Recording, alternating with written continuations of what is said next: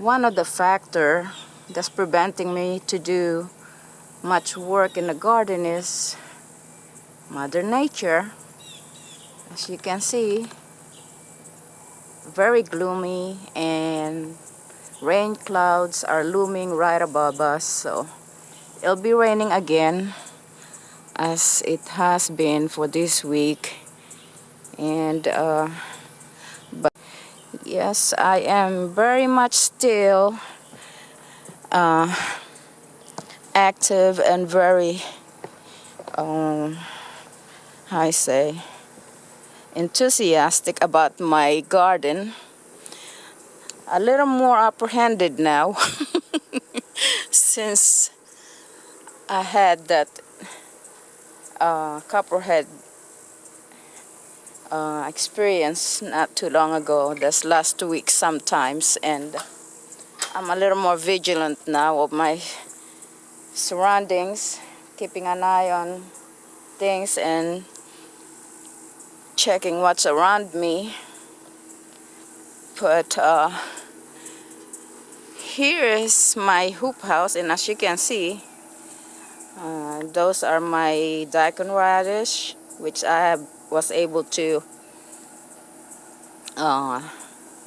thin out, and some of the thinnings I replant all around that area there of the raised bed. I still have some rooms there to plant in, but as I said, the weather has not been very cooperative with my garden work, and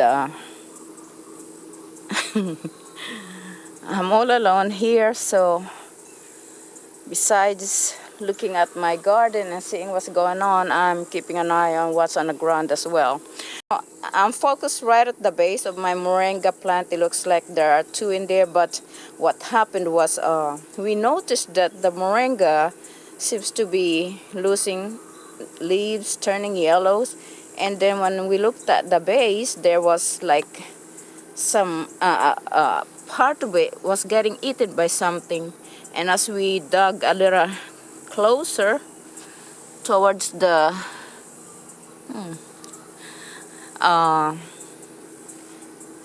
root area of this moringa, we noticed that we discovered several big fat grubs feeding on the moringa plant or the base of the plant. So we replanted it right here, right?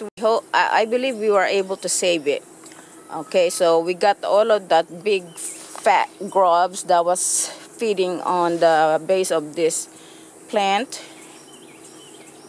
and although it lost a lot of its leaves, as you can see all the way up there, it would seem almost as if, there you go, see that? That's the base of the moringa going up. Not much leaves at all. It turned yellow and start dropping, but here is a hope.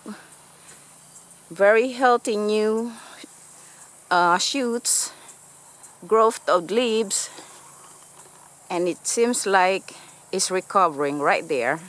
As you can see, these are very nice healthy leaves going on there. And oops, here you go. Nice healthy new growth coming up, and so it's promising that it's recovering from that destructive grub ordeal it went through. I guess that's why they call this a miracle tree, because there's not much that it cannot recover from. You know, weather, bugs, and other abuse come across with, it tends to bounce right back up. Just give it the a much better surroundings and environment, and it will have no problem bouncing right back into good health. This was a loofah that was given to me as gift, and I noticed that these loofah leaves are much different in the intensity of the green coloration of the leaves, and I remember saying that I hope I have a different type of loofah, in which, as you can see, that is definitely a different type of loofah. The skin is more kind of bumpy in texture. When it started, it was kind of fuzzy like, very thick almost, to, when you touch the feel of it, seems like the flesh of this might be more dense than, whoops, oops, pardon me, I'm very jumpy. If you look in there, you see that that's the kind of loofah that I have been growing, and it's kind of different, you know.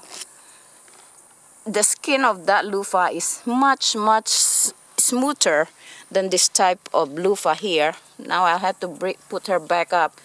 The loofah is so heavy that I guess the tendrils lost its grip, but I'm glad that it didn't get hurt, because I'm intending to let this loofah here grow until it matures and ripened, turn brown hopefully, when I could for sure know that the seeds are mature enough to keep for next year's planting.